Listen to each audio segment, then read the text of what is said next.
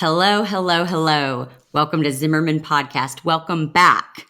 I had to take a small pause because it was summer and I had to wait for my kids to get back in school, but they are in school. They're all healthy and I am so ready to get back to work, get back on a schedule and get back to all of you. So here we go.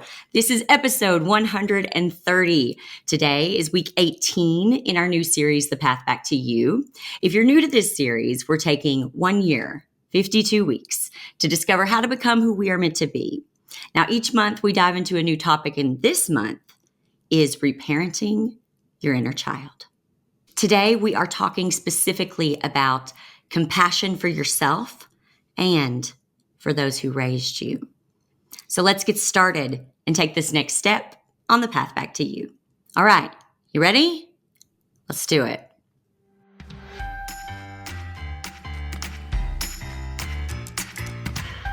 I'm Jessica Zimmerman, and this is Zimmerman Podcast.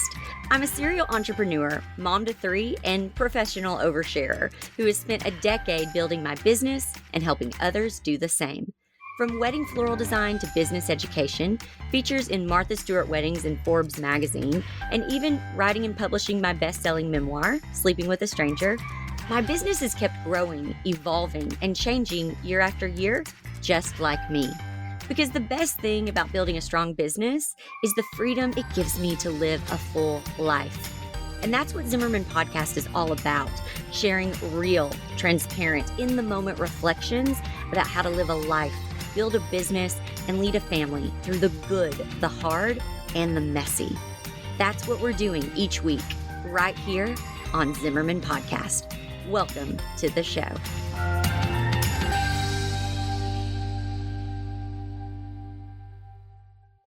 Reparenting your inner child is one of the most powerful tools for healing that we have in our toolbox. What do I mean by reparenting? What do I mean by inner child? In simple terms, your inner child is the part of your psyche that is vulnerable, needy, sensitive, and also joyful, exuberant, and honest. Most of us shove aside our childlike tendencies in adolescence to become mature adults, only to later realize that connecting with our inner child helps us experience the fullness of life to a greater degree. See, growing up forces us to put on the armor of adulthood, but growing wise means we begin dismantling that armor piece by piece. In order to connect with the gifts of living out of your inner child, you first have to do the hard work of reparenting your inner child. Even a child who has the best parents in the world will carry some wounds from childhood, ways they felt ignored, misunderstood, ashamed. These memories, they form the building blocks of our identity. If you come from an abusive home, had absent parents, or suffered from clear insecure attachment, you probably don't have to look hard to find the ways that those childhood wounds still influence your life today. Reparenting is a way of looking at yourself and the people who raised you with compassion, or at least acceptance. It's not about assigning blame. It's about taking responsibility for healing. You, as a child, might not have had the wisdom or control to advocate for yourself. But now that you're an adult, you can be honest about what you needed as a child, where you were left lacking, and how you can move forward to reparent yourself with love. This work is so important because reparenting your own childhood wounds also helps you have compassion for yourself as you parent.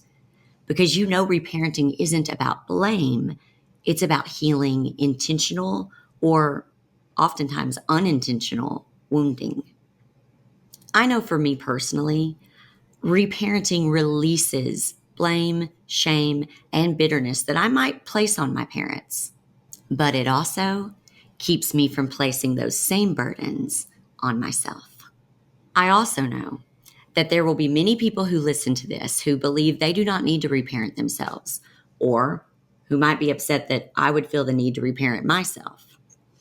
See, I grew up with two amazing, loving parents. My dad worked, my mom stayed at home and took care of me. My dad provided financially so that I could be involved and try out any activity I ever wanted, from dance to volleyball to track. My mom physically attended every activity I was ever in. My mom was always the homeroom mom. She was always a chaperone for school dances and church mission trips. She always had dinner made and food on the table. I always had clothes to wear. I was allowed to have friends over to spend the night and to hang out. My parents bought me a car when I turned 16 years old and paid for me to get a college education. Now, by the looks of this, it would appear that I had the world's most perfect parents. But the truth is, none of us gets out of childhood without a few bumps and bruises. Babies and children are so needy. There is no way any two human beings could perfectly fulfill every single need. It's just true. It's maybe not fair, but it's true. There are no perfect parents. There is no perfect childhood. So even with wonderful, available, and well-intentioned parents, each person still has a wounded inner child that needs to be tended to and needs to be reparented. And even as I say that, I feel this gut feeling inside of me that says you need to say something here.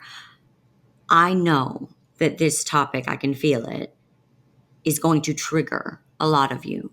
We talked about triggers in an earlier chapter. I'll link it for you in the show notes and description. That's okay. You need to free yourself from that guilt. Just because we are repairing ourselves does not mean we are saying that our parents are bad people and that they did a terrible job raising us. That's not what we're saying. All this means is that we, as an adult, are going to take the responsibility to take a look at the things we need to look at in order to heal, so that we can no longer look at the world through the eyes of our trauma, but look at the world with healed eyes, filled with love. In my course, The Path Back to You, I share with you a very personal story of how I finally, after several attempts, had a very honest conversation with my own father about ways my inner child had been wounded. And if you want to hear that very personal story so that you can maybe feel validated in your own story, because that's why I share, go to jessicazimmerman.com and you can learn more about the path back to you there.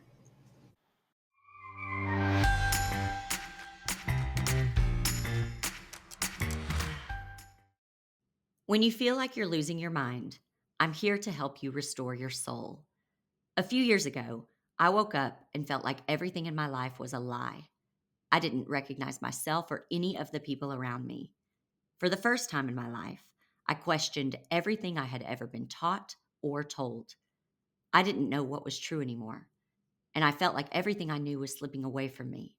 I went through a complete dark night of the soul, until I was forced, by something much more powerful than me and my fears, to stop running from myself and start facing the truth. That the pain in my life wasn't coming from the world around me, but from the pain inside me. I remember thinking, what if the cause of your pain and the cure for your pain is the same? You. That's what my program, The Path Back to You, is all about. Not starting over, but starting again on a path that will return you to yourself, a path that will heal and refine you, a path that will break you and make you whole. When searching for answers to what felt like an all at once, completely sudden, never ending list of questions with no answers, all I found was the advice, just sit with yourself and heal. All the answers are inside of you. And I remember thinking, gee, thanks. That's helpful. I know I need to heal, and I'm willing and ready to do the work to do that, but how? Where do I begin? Well, it took some time, but after years of therapy, researching on my own, trial and error, mess ups and setbacks, I found my way back home, back to myself. In The Path Back to You, I share with you my own personal story of struggle and trauma as a sacred offering. My hope is that through my story, you can better see yourself. I share with you my darkest moments and the steps I took to find my light, the light I had dimmed for most of my life. Throughout all the heartache I've endured, I've finally found peace, and I want to share my roadmap with you. If any of this resonates with you, trust that this episode found you for a reason. Trust the divine intervention. Those brave enough to have embarked on a healing journey know how incredibly lonely and painful it is. I remember feeling completely isolated, like I didn't even belong in this world anymore. It was scary as hell. But I want you to know you are not alone. While I fully believe healing is a solo journey, I think it's totally okay to have a roadmap and a pathfinder who has gone before you to guide you as you return home to you. Join me on the path back to you. Click the link in the show notes or go to jessicazimmerman.com to learn more. And just for you, podcast listeners can get 15% off with code PATH15. That's PATH15.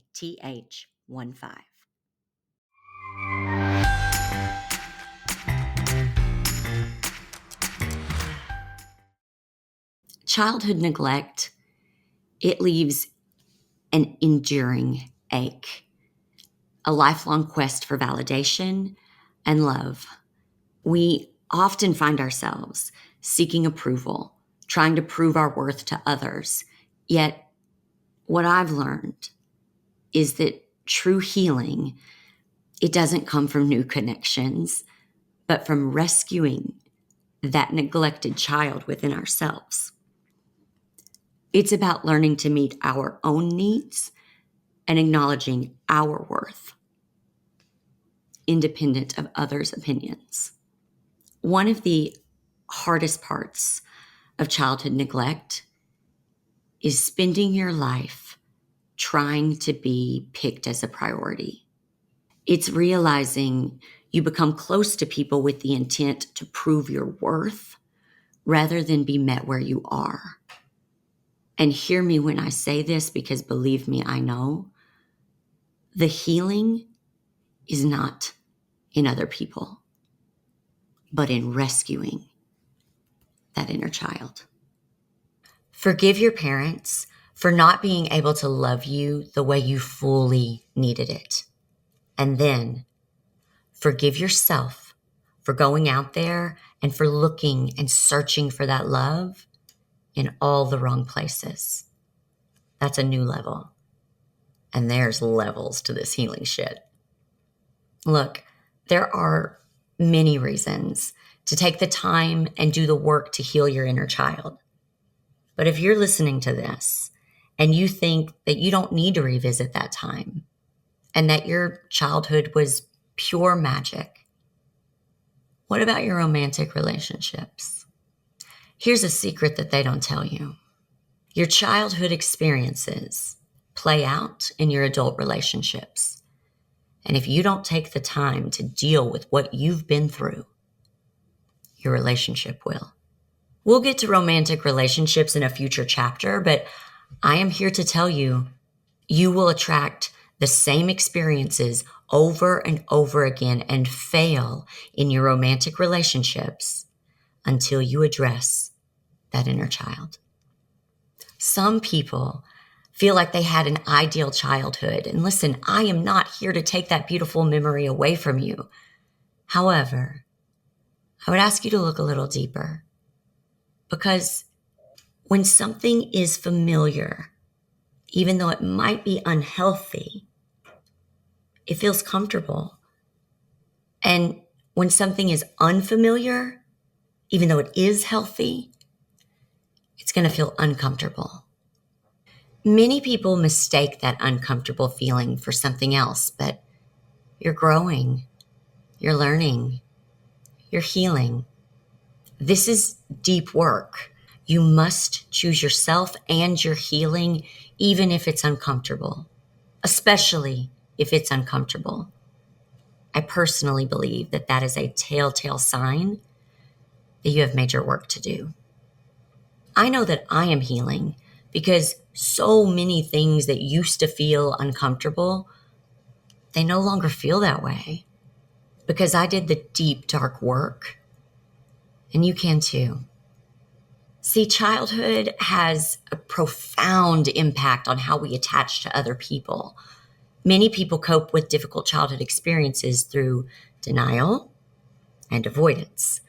Oh, it wasn't the best, but it was normal. Or it happened a long time ago. I don't need to think about that now.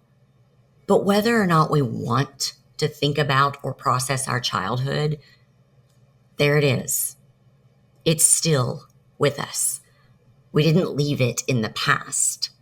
We carry it with us today. It's in our friendships and maybe most prominent in our romantic relationships.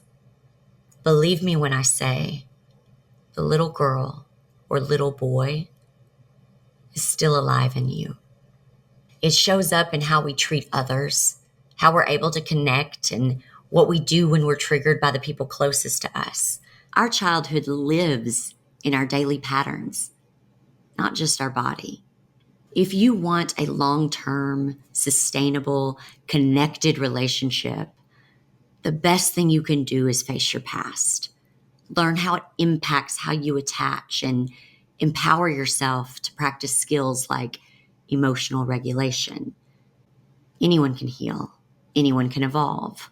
Anyone can build healthy relationships regardless of their past. I wish we all had a childhood that we didn't need to heal from.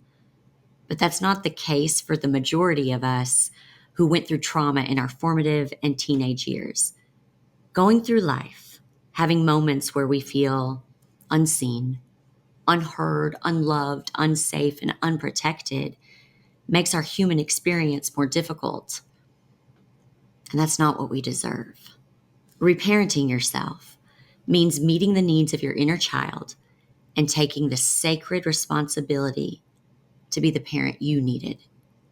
This time, you will listen to your own needs, validate your reality, and cultivate self-acceptance, self-compassion, and self-respect. This time, you will be heard, seen, and loved for who you are. This time, no parts of you will be hidden in shame, guilt, and silence. In the workbook portion of my program, The Path Back to You, I share with you 10 ways to reparent yourself, subliminals to reprogram your subconscious, journal prompts, meditations, my inner child healing Spotify playlist, and so much more. You can grab it by enrolling today at jessicazimmerman.com. Thank you so much for joining me today as we journey together on this path back to you. I hope what you heard today resonated with you and you can take it with you into your week.